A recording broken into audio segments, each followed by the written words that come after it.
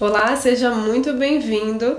Eu sou Carol Meyer, jornalista e escritora. Você está assistindo o programa La Vie est Belle e hoje nós temos um convidado super especial, Moacir Bogo. Ele que está há 45 anos em Joinville, já foi sócio-diretor da Gideon.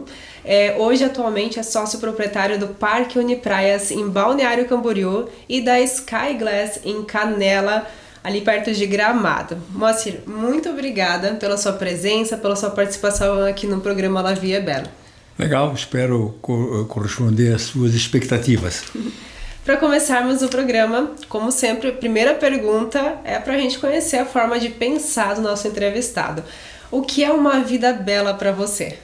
Eu diria que é uma vida onde você não tem desafetos. Isso é quase impossível você não ter tido em algum momento da vida alguma discussão, alguma coisa do tipo. Mas a vida bela para mim é quando a pessoa consegue ser agradável e que possa praticar atos com sinais claros de preocupação, enfim, uma vida que não tenha atritos. Desculpe a falta de modéstia, mas eu acho que a minha vida é bela por conta disso. E evidentemente dos amores, né, que a gente tem ao longo da vida. Estou num segundo casamento, uma felicidade que eu não ousava almejar quando eu era jovem. Achava que ficar velho ia ser uma chatice para ficar sentado nos degraus da escada, olhando o tempo passar. Mas está muito longe disso, se Deus quiser. Eu tenho uma vida muito ativa, eu 76, e acho que ela é bela.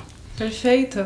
E quando você fala ali de não ter aflitos, como fazer no dia a dia, como que nós podemos olhar ou conviver com as pessoas à nossa volta sem ter estes aflitos? Qual que é o conselho que você passa? Olha, é assim, no trânsito, eu tenho uma dificuldade, sempre tive uma dificuldade e ainda tenho, para evitar atritos no trânsito.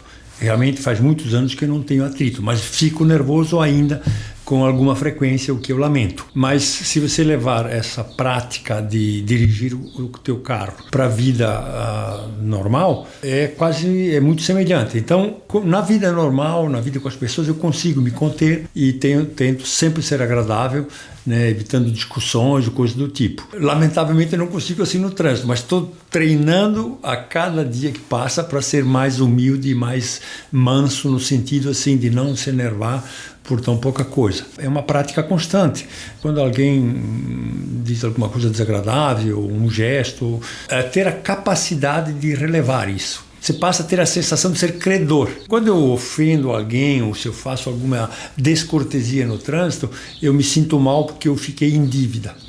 Não sei quem é, mas eu fiquei em dívida, fiz alguma coisa que não é legal. E então, quando você faz o contrário, que você tolera, então você passa a ser, entre aspas, credor. Puxa, eu adoro, é só experimentar. Faça uma cortesia no primeiro momento quando você sai de casa de manhã. Aquilo deixa todo o teu dia mais leve. Ao passo que se você retribuir ou reagir a qualquer coisa desagradável, você depois se sente mal e aquilo fica te remoendo durante o dia inteiro. Então a melhor coisa é praticar desde cedo, na primeira oportunidade, um ato de cortesia. Isso transforma o dia da gente e eu tenho treinado para fazer isso. Às vezes eu escorrego e não sempre consigo, mas é legal. Eu adorei a sua forma de pensar, porque você expôs uma fraqueza, né, que todo mundo tem, uma fraqueza sua, e você colocou uma solução de como que você faz para melhorar isso. Eu acho isso muito interessante.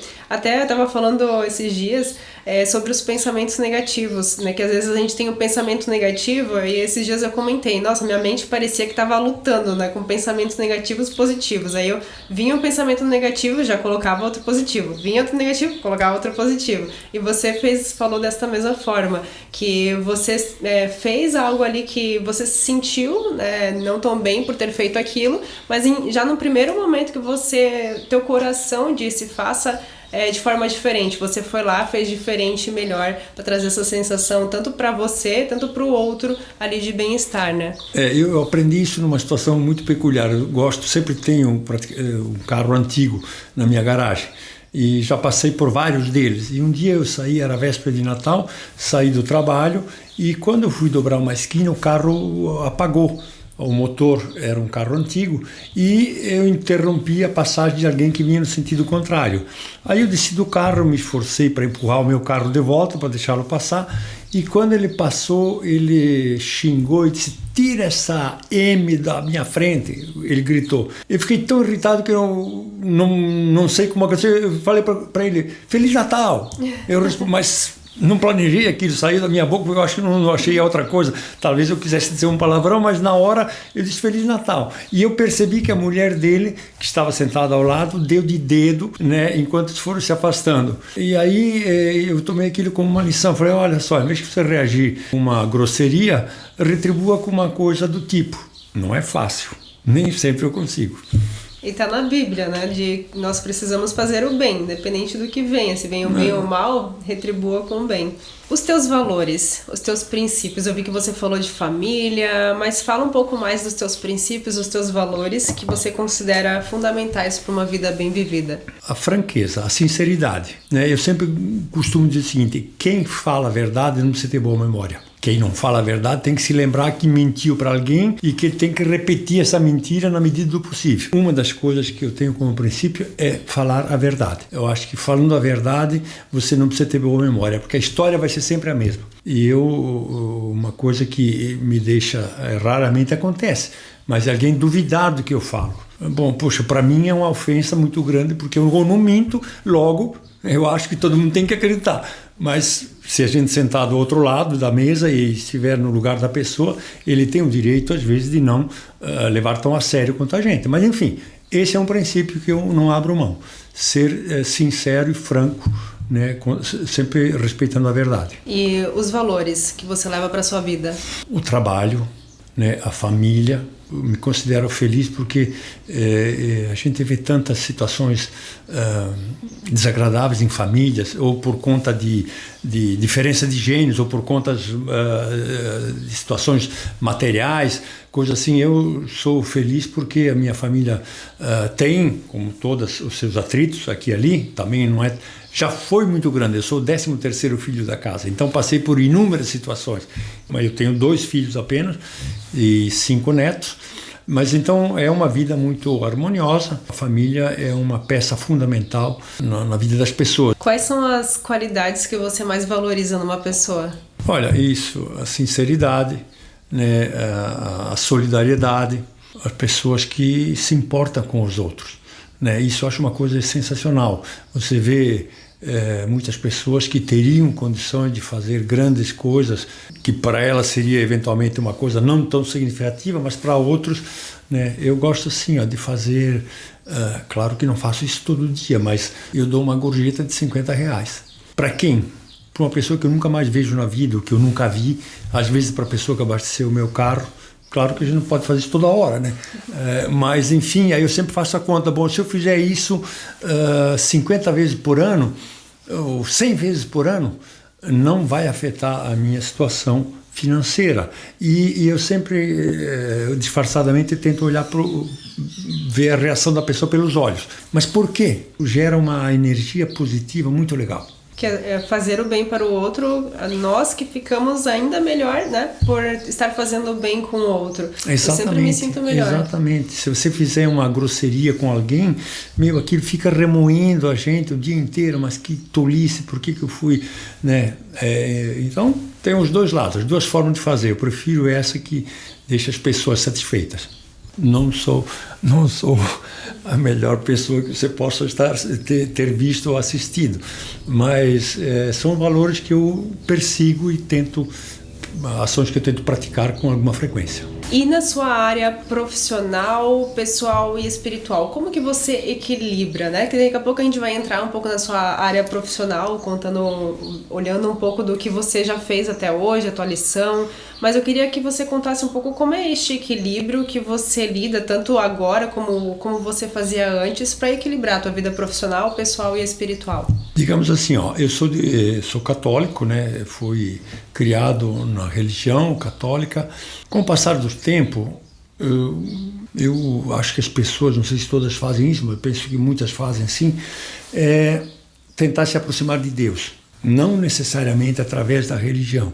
Por exemplo, eu sempre rezo em voz alta, na cama, vai que eu estou muito velho para ajoelhar. Eu sempre rezamos junto, minha mulher e eu, toda noite. Então eu não pratico, não frequento muito a igreja, mas não esqueço nunca de agradecer todo dia pelas bênçãos que eu recebo, pelas coisas boas, enfim, por tudo que de bom a vida tem me dado. Eu sinto que eu devo isso à benevolência divina. Então essa situação me deixa tranquilo. Nem que seja num dia de festa que volte cansado, se eu não consigo rezar, pelo menos eu gosto de voltar meu pensamento a Deus antes de adormecer, né? Isso eu acho que me traz uma boa condição de vida. Agora, o equilíbrio é uma coisa que acho que todos perseguem e poucos conseguem realmente conquistar o equilíbrio perfeito. De vez em quando você se perde, se atola demais numa empreitada, num trabalho, e aí você esquece alguma outra coisa, ou esquece um pouco da família, esquece de dar carinho para a mulher, ou aí porque você está exacerbado, está trabalhando demais. Isso acontece com muita frequência, porque nós não temos domínio pleno sobre o andar da carruagem, digamos assim. Mas é uma obrigação que a gente tem de tentar manter esse equilíbrio. Pouco no trabalho, ou tanto no trabalho, tanto para a família, tanto para os amores, que é a minha mulher, os meus netos. Tem uma sensação que eu adoro, que me emociona sempre, que é de fazer um bebê dormir no teu colo. Agora tenho uma netinha de meses, né? E isso me deixa emocionado sempre, porque é uma sensação tão maravilhosa, é como se você, por alguns instantes, você tivesse o mundo no teu colo. Eu sou tão grande, sou tão importante, que o bebê dorme no meu colo, entende? Isso é uma coisa... Vamos falar de outra coisa agora. E hoje, o que você faz, né? Por que você escolheu fazer o que você faz? Queria que você contasse um pouco sobre o teu propósito e com o que você faz hoje, com o que você já fez na sua vida. O que eu já fiz na vida? Fui trabalhador braçal. Olha só, eu sou da época que criança trabalhava. Eu comecei a trabalhar aos 9 anos, morava no interior, só tinha até o 3º ano primário, e eu terminei a escola com 8 anos. Aí meus pais acharam que eu era muito novo e me fizeram repetir o 3º ano. Não que eu tivesse rodado, mas de novo para o 3º ano. Ainda não tinha completado 10 anos, e eu terminei, então, pela segunda vez, o 3º ano, e fui incumbido de cuidar do moinho de milho. E o moinho de milho é uma palavra árabe, mas os italianos usam muito, que é tafona. Tafona é um moinho que moe milho para fazer fubá, para colonada fazer polenta. E nós somos de origem italiana, e a polenta é alguma coisa sagrada. Então, dos 9 aos 14 anos, eu fiz isso. Cuidei no começo achei assim, me senti o maioral. Imagina, com 9 anos, eu não diria pesado, mas era um trabalho que ocupava o dia inteiro. A gente moía lá e atendia cerca de 100 famílias dos arredores que vinham, quase todos italianos, e todos comiam polenta 1, 2, até 3 vezes por dia. Então, aquele moinho trabalhava o dia inteiro. E eu trabalhava, então, de manhã até a noite, sábado até meio-dia, e no fim eu fiquei cansado daquilo, foi uma coisa muito penosa. Mas depois fui trabalhar, fiz de tudo, fui trabalhador braçal, fui aprendiz de mecânico, aprendiz de carpinteiro, trabalhei em açougue durante 1 ano e meio, né? Depois mudei para uma cidade grande, fui para Blumenau, fui ser funcionário de fábrica, operário de fábrica. Trabalhava, na verdade, no laboratório, mas trabalhei em fábrica, e depois numa empresa multinacional de comércio, e mudei para Brasília. Depois voltei para Santa Catarina, me estabeleci como comerciante em Blumenau, e em 1978 vim para Joinville, onde nós compramos então a empresa Gideon. Na época ela tinha em torno de 60 ônibus, fiquei 43 anos como sócio-diretor, e aí eu tive muitas experiências e muitas oportunidades de criar métodos, ou então até influenciar por insistência na construção de carrocerias. Considero que eu tive uma passagem muito positiva.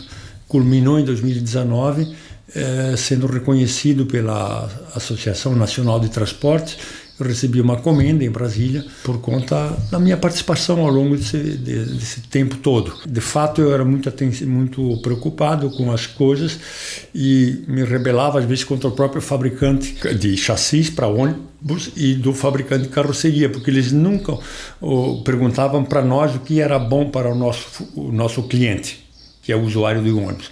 Quanto mais perguntar para o usuário, aí mesmo que eles nem chegam perto. Então a gente transforma em portador de necessidades de mudança na fabricação e a gente conseguiu algumas mudanças muito importantes nisso. E eu me sinto muito feliz por ter trabalhado e ter sido incisivo em algumas situações que acabou resultando em... Vou dar um exemplo só. Uma por insistência nossa, um ônibus urbano tinha somente 3 pequenos ventiladores no teto e era muito quente. E eu lembro que os ônibus de Joinville saíam do terminal para chegar, os que iam para a Zona Sul até a Catedral, que são 800 metros, levavam às vezes 10 minutos por conta do congestionamento de trânsito. E aí eu fui no fabricante aqui em Joinville e disse, olha, eu quero que você ponha um telhado em cima do meu ônibus. Aí ficou aquela brincadeira, mas como um telhado, por quê? Ele falou, não, é porque acontece isso, foi muito quente, 2 horas da tarde, embaixo do sol, o ônibus parado. Aí o fabricante disse, não, mas eu tenho outra solução. Em vez de um telhado, nós podemos colocar então um revestimento térmico, como a gente põe nos ônibus que tem ar-condicionado.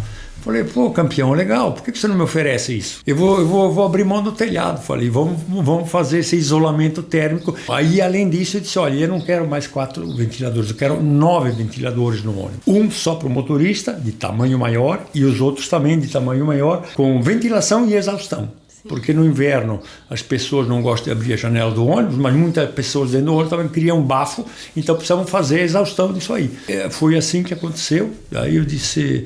E isso em pouco tempo virou modelo nacional. Todo mundo passou a usar essa prática, porque fica justamente linkado ao problema do teu cliente. Nós criamos práticas dentro da empresa, por exemplo, a nossa empresa, talvez a única no Brasil, hoje pratica o seguinte, todo motorista que sai de férias, ao voltar, ele fica 2 dias em treinamento, todo santo ano. Como são muitos motoristas, eles saem juntos de férias, 20 ou 30, às vezes até 40, e voltam no mesmo período. Aí eles são mantidos 2 dias em treinamento. Até como lidar com portadores de deficiência, práticas normais, revendo princípios básicos do bom profissional e principalmente coisas voltadas para o usuário. Por exemplo, um motorista volta de férias, recebe todas essas orientações normais e também ele tem que sentar numa bicicleta que está instalada em cima de um cavalete e ele fica pedalando e o ônibus passa perto com uma velocidade de 50 por hora para ele sentir na condição de ciclista o que é o deslocamento do ar. O que o deslocamento do ar do ônibus pode fazer com o ciclista. Ou então ele tem que entrar como se ele fosse com os olhos vendados, como se ele fosse deficiente visual. Ou cadeirante, como se fosse também portador de deficiência. Todas essas práticas, eles passam por isso todo ano. Que é para ter esse... exatamente. Isso tem sido uma coisa excepcional, porque o que reduziu de acidentes ao longo do... Esse projeto tem em torno de 35 anos, 35 anos. Né? E era que eu sabia... Era a única empresa do Brasil que praticava isso, ficar com as pessoas 2 dias em treinamento todo ano ao voltarem de férias. Muito bom. São práticas muito boas e exitosas. Legal, isso até é uma forma de nós colocarmos na nossa vida, né? De sempre em tudo que nós fizermos, se colocar no lugar do outro. Para ver como que você gostaria de ser atendido, você atender essa pessoa dessa forma. Acho que isso é um aprendizado que dá para levar para a vida toda. É uma boa premissa. E aí, continuando no que você faz, né, que eu sei que tem mais coisas. Bom, aí a atividade principal durante esses 43 anos foi justamente isso, voltado para a empresa.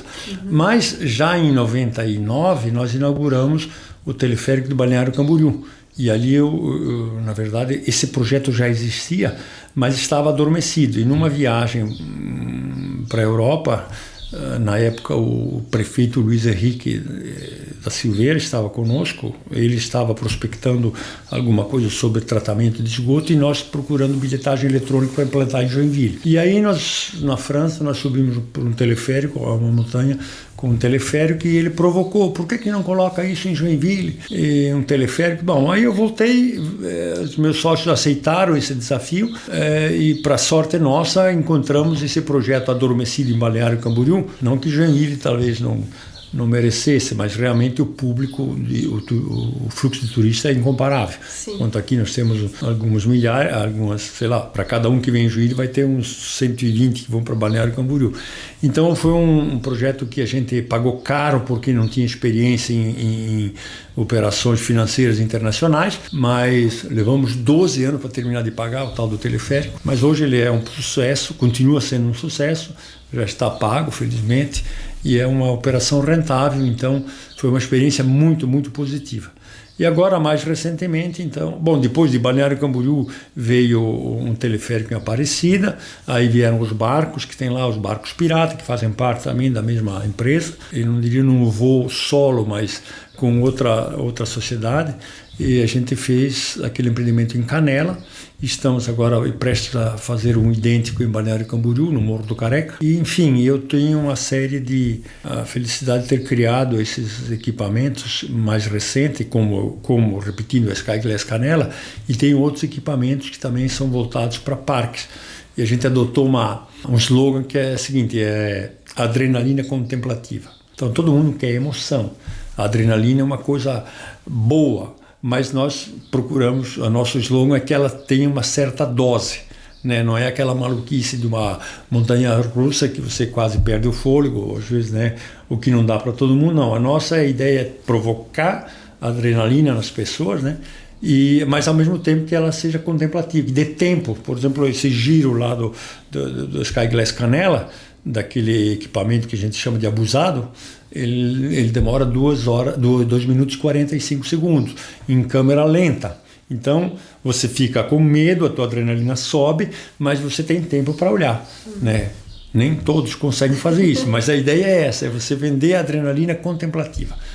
Você vai fazer aquilo que você não faz habitualmente, mas com tempo para olhar.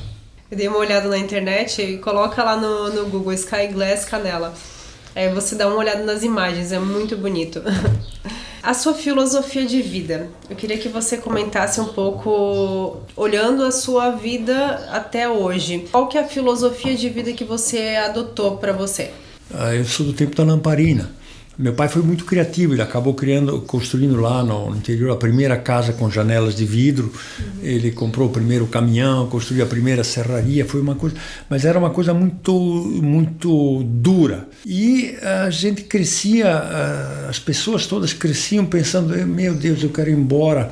Tem uma música italiana que me emociona muito, o título é Que sarà? O que será? O que será? O que será da minha vida? Eu penso que sei fazer tudo, mas de repente não sei fazer nada. Quando você tem esse sonho de criança, de sair, de buscar alguma coisa fora, eu não sei o que impulsiona isso. E nesse caminho você pode se perder. Eu tive uma experiência com em torno de 15, 16 anos, eu estava já não mais no interior, mas numa cidade pequena, na sede do município, e eu comecei a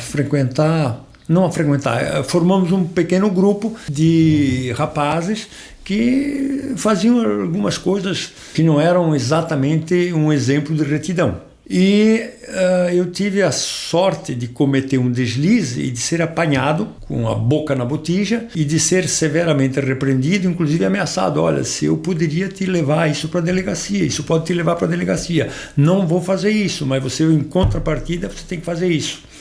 E eu tive que pagar o prejuízo que eu tinha causado, que era uma coisa corriqueira não, mas de muito pouca importância. Não era roubo, não era...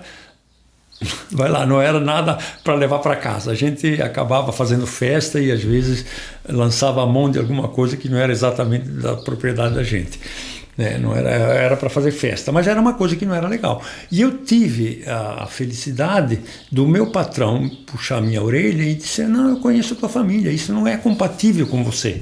Não é compatível, sou muito amigo do teu irmão, jogamos futebol junto, meu pai é amigo do teu pai há muito tempo, são do mesmo partido, e isso não é legal para você. Talvez se eu tivesse naquela idade de 15, 16 anos, se meu pai tivesse feito essa conversa, talvez não fosse tão eficiente quanto foi aquele alerta, aquela reprimenda que essa pessoa me deu. E eu fiquei tão agradecido com ele, a esse meu patrão, que depois eu fui embora, fui ganhar a vida, ganhar o mundo, como a gente dizia, né, que tinha que sair para ganhar o mundo. E quando eu amadureci um pouco mais, eu já era casado, me estabeleci por conta própria, eu visitei esse meu ex-patrão várias vezes e sempre agradeci a ele por aquelas orientações. E eu acho que a filosofia, não se pensava em filosofia, você pensava em retidão. E aí eu tive a felicidade de receber uma reprimenda muito eficiente naquele momento, até porque ele era meu patrão, e lá para conseguir um emprego era uma coisa muito difícil, eu me pus no caminho imediatamente depois daquela advertência. Mas ao longo do tempo, eu tive várias pessoas que me ajudaram, que elas foram... Por exemplo, eu estava no 2º ano de ginásio, só tinha feito o 3º ano primário, fui para o ginásio. O que aconteceu? O padre, que era o padre Mansueto Moser, que era o diretor do colégio, eu disse para ele, olha, eu tenho 16 anos, eu quero estudar, mas eu só tenho o 3º. Como é que eu vou fazer? Eu não vou sentar com as crianças do 4º ano, não tenho mais tempo, já estou trabalhando, eu preciso. Aí ele me disse, olha, vamos fazer o seguinte, você compra o livro de admissão, que era equivalente ao 5º ano primário, e você faz a prova. Se você passar, você entra no ginásio. Eu vou esquecer que você não tem esses papéis do 4º e 5º ano. E eu me pus a estudar, um amigo meu me ajudou bastante, ele já estava no que seria hoje, na época chamava de científico, mas afinal ele estava além do ginásio já, e ele me ajudou muito e eu fiz o exame e eu sinceramente eu não sei se eu passei ou se o padre Mansueto me passou. Então ele foi uma pessoa muito importante que me ouviu, ele entendeu o que eu queria e eu fui para o ginásio e me dei muito bem, menos com álgebra. Aí quando eu estava no 2º ano, a álgebra era uma coisa tão aterrorizante que eu desisti, fiquei 2, 3 dias sem ir para a escola. E eu estava embaixo de uma árvore, sentado lá no meio do pasto, acabrunhado, triste. E aí me apareceu uma pessoa que eu mal conhecia, e ele conversou comigo e me incentivou de tal forma que no outro dia de manhã eu fui para a escola de novo. Pingaram ao longo da minha vida pessoas que me ajudaram de uma forma ou de outra, ou por um bom conselho, ou por um incentivo, ou por uma ajuda no sentido, por exemplo, de me dar crédito, né? Pessoas, eu não tinha dinheiro para montar uma loja, como eu montei uma loja de comércio e ferragens em Blumenau em 1974, né? Mas teve uma pessoa, casualmente era meu primo, que ele depois confiou e hipotecou o crédito dele para eu poder fazer as compras e tal. Então, a filosofia, eu não saberia te explicar isso, mas eu quero dizer o seguinte, que isso vai te aparecendo, e se você tiver sensibilidade para receber ajuda, qual que seja, espiritual ou material, eu considero que isso foram bênçãos que Deus me deu, que eu podia ter me desviado com 15, 16 anos, né? Mas alguém me chamou, puxou pela orelha, ó, carinha, não é aqui, é por aqui. E isso, ao longo do tempo, hoje eu tenho assim em mente várias pessoas e tenho remorso de não ter feito como eu fiz com aquele meu ex-patrão, que eu fui muitas vezes na casa dele agradecer. Vou contar um episódio rapidinho. Uma pessoa que eu não conhecia, uma pessoa muito importante, que tinha muito dinheiro, ele me socorreu várias vezes, quando eu comecei a minha vida de empresário, me emprestando dinheiro. Mas eu não tinha exatamente uma garantia para dar a ele, mas ele confiou. E aí eu vim embora para Joinville, e bom, aí saí do sufoco, depois vim embora para Joinville, e eu fiquei durante muito tempo, eu preciso voltar a Blumenau e ir lá agradecer, tipo beijar a mão, um sentido figurado, do seu Siegfried. Porque o seu Siegfried me deu crédito várias vezes, e eu fiquei sempre, eu precisaria ir lá para agradecer o Siegfried, precisaria, e eu demorei um pouco, quando eu fui ele tinha falecido fazia 2 meses. Então, eu sempre gosto de dizer para os meus, não digo precisaria, eu vou fazer, porque às vezes não dá mais tempo. E isso me entristece porque ele foi uma pessoa tão maravilhosa para mim, e eu fiquei postergando aquele muito obrigado.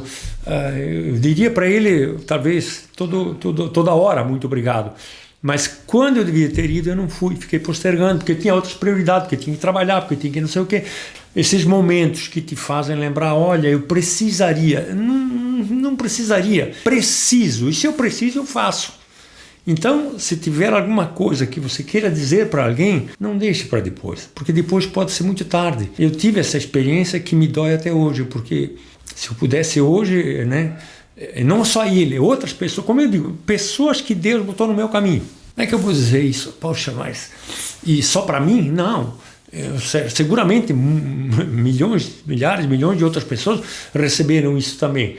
Mas eu me sinto muito feliz por ter essa percepção. Eu devo a essas pessoas. Quem mandou essas pessoas me orientar? Quem mandou um estranho lá me dizer, volta para estudar? Você tem que estudar, porque como é que você quer ir para a cidade grande se você não estuda? Sabe como é que eu aprendi datilografia? Tinha o Nego Fernando. Na época você podia chamar de Nego, que não era nenhuma ofensa, todo mundo chamava de Nego Fernando.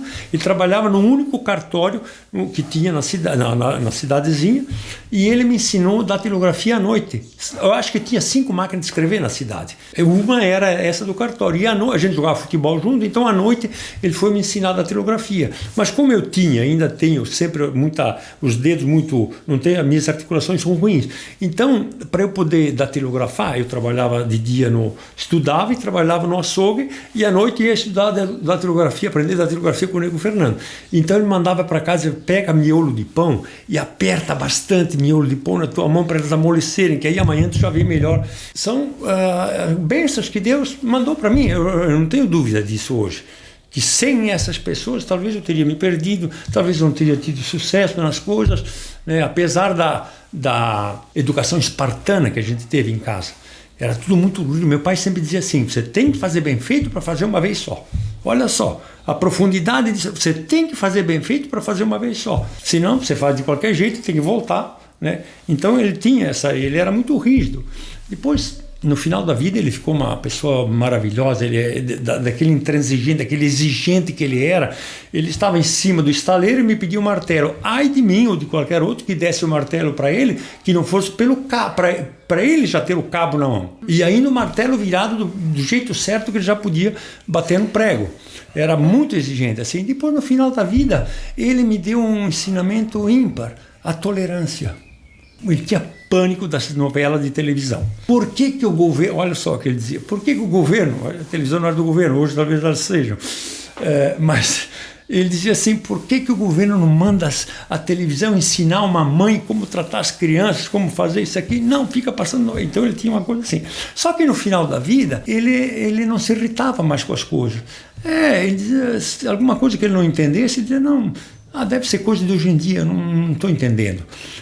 Deixa para lá, sabe? Ele cultivou a tolerância depois de bem maduro. Ele morreu com 83 anos, né? Mas foi uma figura muito, muito interessante justamente por isso, porque ele passou por todas que passaram as pessoas do interior, né? Trabalhando feito camelo, né? E na dureza, e ao final ele foi ficando maleável. Então foi uma outra lição que eu tomei na vida. Então, filosofia eu não saberia definir como é que é, mas você assimilar aquilo que te aparece de uma forma ou de outra, eu acho que acaba criando um sistema de vida legal. Então, você até já falou qual é a sua filosofia de vida, contou várias histórias e deu para... O que eu conseguia, olhando assim como você conversando, que tudo é bênção de Deus. E nós temos que olhar a gratidão, ser gratos pelo que nós temos e as pessoas que aparecem na nossa vida. E porque é igual aqui, nós estamos conversando, mas eu tenho certeza que alguém vai receber no coração algo muito forte e vai transformar a vida deles. Tudo o que a gente ouve, com as pessoas que a gente conversa, a gente sempre pode aprender algo. E por que não ser grato, né? E quando você falou que você não teve a oportunidade de ir lá agradecer, mas você já agradeceu, porque só pelo o seu amor e entusiasmo de olhar para ele quando ele te deu aquilo, ele já viu que você estava feliz com isso, que já era uma forma de agradecer a ele. E hoje ele já sabe que você é grato por isso. Que ele Amém. Ele sabe, eu fico até arrepiado de contar, porque você já foi grato a ele, você já está sendo grato. E ele sabe disso. E ele já sabia também quando ele te dava isso para você, porque o teu entusiasmo, o teu amor já fazia com que ele sentisse isso. Vamos pensar assim, é bom. Eu diria outra coisa importante que eu gosto de praticar, assim, ó. Os meus filhos passaram no vestibular e fizeram a federal em Curitiba. Mas eu já era empresário ali, sócio da empresa, ganhava bem, eu ganhava bem, né? Tinha uma vida boa, tal coisa. Aí, mas aquilo me penalizou, porque que eu poderia pagar uma faculdade para os meus filhos, felizmente. Mas eles passaram na federal, e na época a federal era a federal. Hoje não é mais assim, infelizmente, mas enfim. Aí o que a gente combinou, a minha mulher, a minha primeira esposa é falecida, e nós estabelecemos o seguinte: bom, então vamos pagar a faculdade da sobrinha, do sobrinho dela. Então a gente pagou a faculdade do sobrinho dela e pagamos a faculdade da minha sobrinha também. Então, para compensar aquilo que a gente teve de benefício lá, a gente foi. Hoje eu ainda pago, coisa que eu sempre ajudo as pessoas quando eu posso. Fazer o bem faz bem. Fazer o bem deixa a gente bem, né? E quanto mais a gente consegue fazer isso, e seguramente se faz muito menos do que a gente poderia fazer mais, mas por conta de uma série de razões, ou falta de tempo, ou às vezes falta de sensibilidade, enfim. Mas eu acho que a gente tem feito bastante coisas nesse sentido. A minha mulher tem uma escola de música também, ela tem 160 bolsistas, e tem um instituto que imagina para uma criança, por exemplo, já está indo terceira vez para Canela, lá para Gramado, pelo aniversário da Sky Glass, e ela vai com 2 ônibus cheios de crianças. Imagina a criança de uma família de baixa renda, que nunca saiu de Joinville, de repente ela está dentro de um ônibus leito, vai para um hotel, que ela nunca foi, fica 2, 3 dias, canta na rua coberta de gramado, na rua torta, em Nova Petrópolis, em Canela.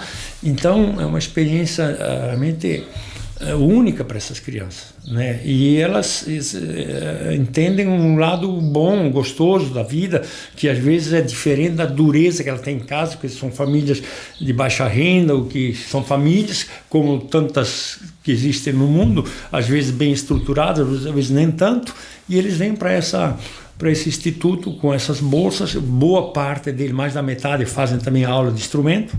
Talvez não será a profissão dele amanhã, mas ele está no meio sadio e de outras crianças, e aprender um instrumento vai fazer diferença de uma forma ou de outra na vida dele. Essas coisas são boas, fazer o bem faz bem.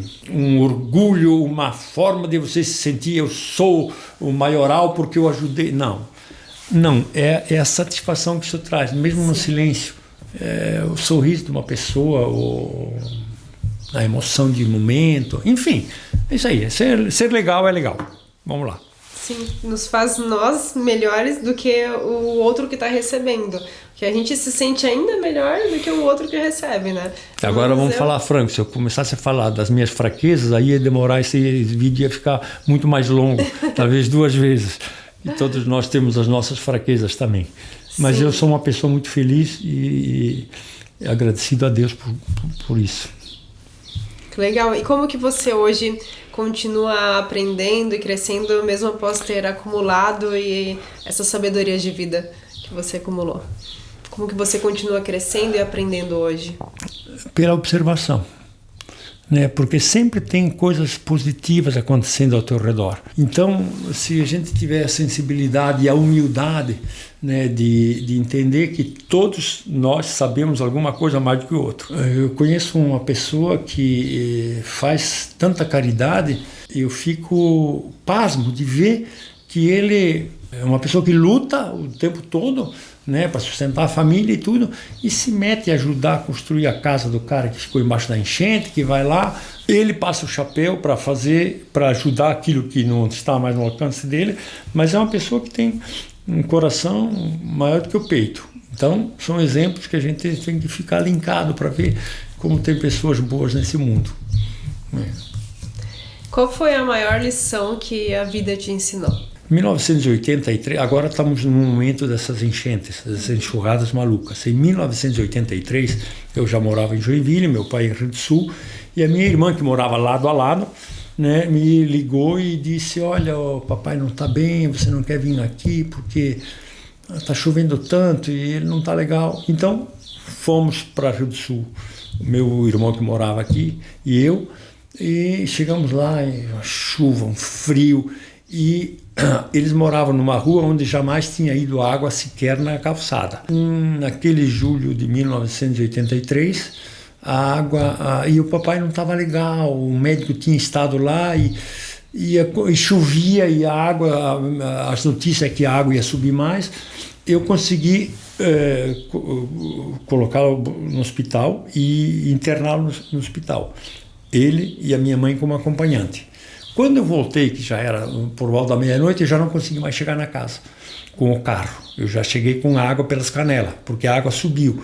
E aí aconteceu do segundo, terceiro dia, ficou um dia mais ou menos estabilizada com a água que jamais, como eu disse, tinha chegado à calçada. A essa altura a água estava na metade da janela, nós fomos nos abrigar na casa de um outro irmão e terminou que no terceiro dia a água subiu, cobriu a casa inteira. Sobraram só as 3 últimas telhas da cumeira. E isso valeu para a cidade de Rio do Sul inteira. Muito, muito maior do que isso que aconteceu agora.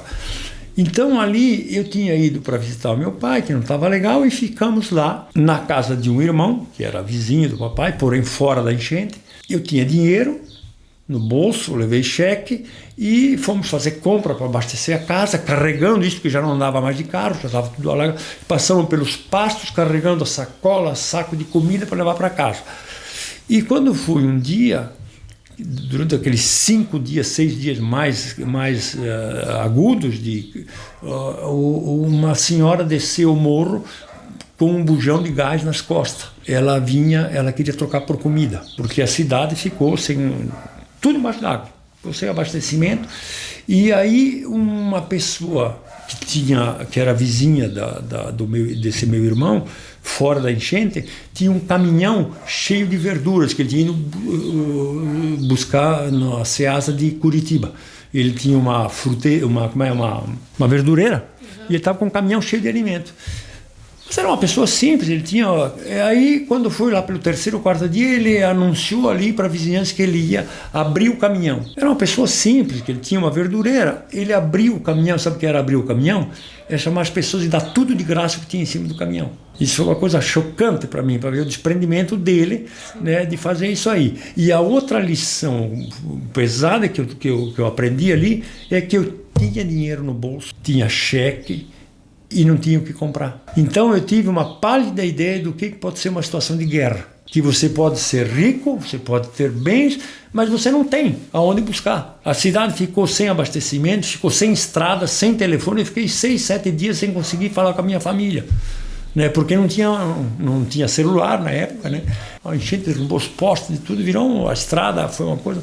Então foi uma lição muito dura. Eu lembro que a gente ficava na casa do meu irmão e com um fogão em 19 pessoas, aí a comida começou a ter que ser racionada, porque uma coisa é você ter a despensa para a família de 4, 5 pessoas, outra você ter 19, né? Então nós íamos com uma corda, com uma pedra amarrada na ponta, jogando para laçar a lenha que ia passando pelas ruas.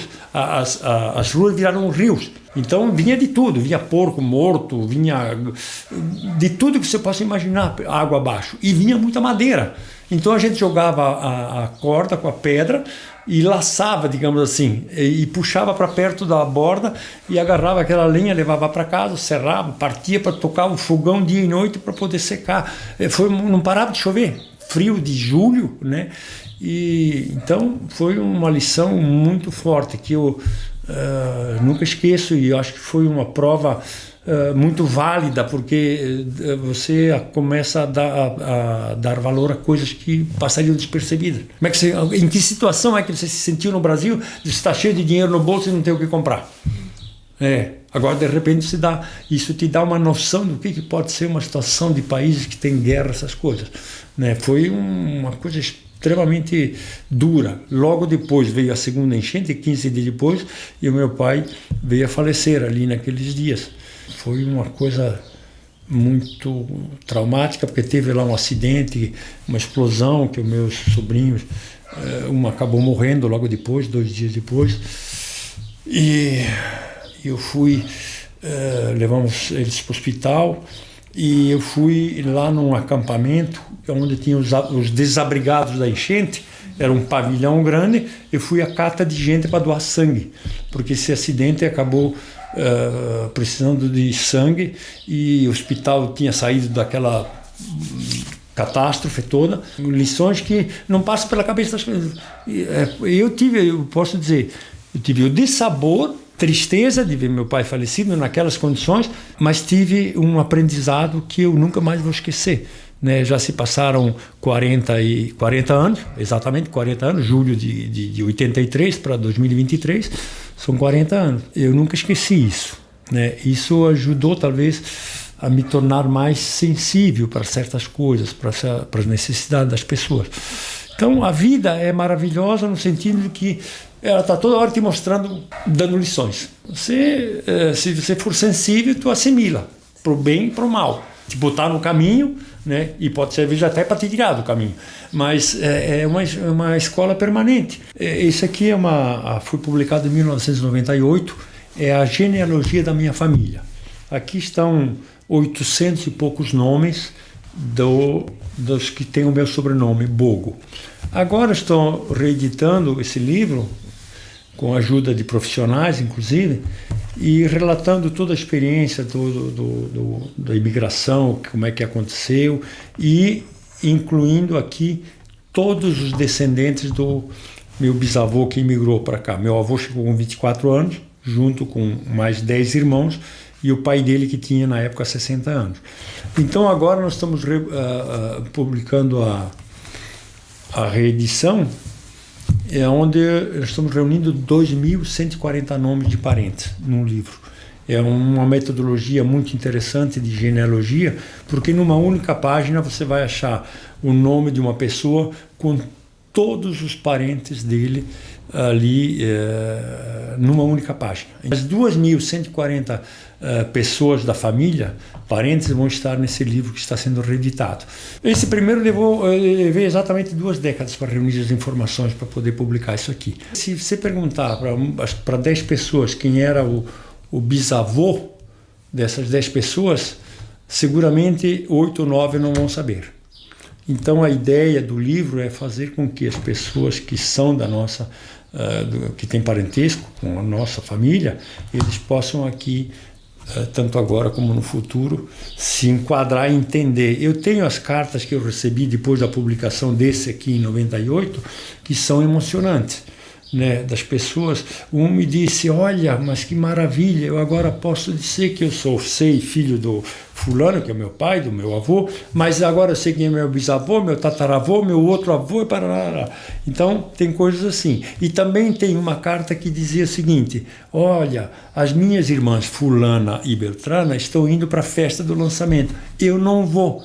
Elas sabem quem é o meu avô, eu sabia, mas esqueci. Olha só, a pessoa esqueceu quem é o avô. Então, o livro trata disso aí, é de você ter aqui a possibilidade de saber tudo sobre a tua família. Aqui eu conto um pouquinho da italianidade em Joinville, que foi o tempo que eu sou um dos fundadores do Círculo Italiano, fui presidente do Círculo durante 14 anos, fui também por 12 anos cônsul honorário da Itália, aqui para Joinville e região, presidente da Associação Comercial, presidente do Sindicato das Empresas do Estado de Santa Catarina e, enfim, idealizador da sede da AMA, que eu tive a bênção de conseguir construir. E, então, sou padrinho da AMA desde 88, quando ela foi fundada. Alguma coisa aqui falo dos ferros de passar, que é uma coleção muito grande que eu tenho, que tem uma exposição agora lá junto com a Sky Glass. Não sei passar uma camisa, infelizmente, mas tem uma coleção de ferros de passar. Para nós finalizarmos, como que você quer ser lembrado pelas pessoas? Aquele tolo sonhador. Aquele tolo sonhador. Eu sou tão abençoado que agora, depois de velho, eu estava dizendo dos equipamentos que nós temos na Sky Glass e outros 5, 6 ou mais que são invenção minha agora, depois de velho. Né? Bom, teria terminado. Não, eu não posso pensar em parar, mas Eu gosto de pensar que eu sou uma pessoa abençoada porque Deus me deu força para trabalhar, me dá ânimo, me dá entusiasmo. De sobra, de quebra, de troco, Ele me dá inspiração para criar coisas novas a essa altura da vida. Prometo que vou ser mais bonzinho um pouco, porque estou devendo muito para para Deus, né? De tanto que Ele me ajudou. Então, não vou esquecer. Vou procurar melhorar essa performance, né? Ajudando as pessoas e sendo mais sensível. Muito bom, o seu coração é muito bom. É só de você estar falando isso, você não tem mais nada ao que dever. Você já é o suficiente para Deus. Deus, Ele nos fez como imagem e semelhança dele. E você, só por estar tendo essa consciência disso, nós já estamos sendo perdoados, né? Jesus nos salvou aqui. Antes de a gente finalizar, eu queria que você trouxesse um conselho. Conselho para jovens, para as pessoas. Queria que você passasse um conselho. É complicado, agora não estou preparado para isso, mas eu diria assim, não seja arrogante. A humildade traz benefícios inimagináveis. Te possibilita aprender, a ser apreciado pelas pessoas. Não faça que nem eu, ouça mais do que fala. Eu falo demais.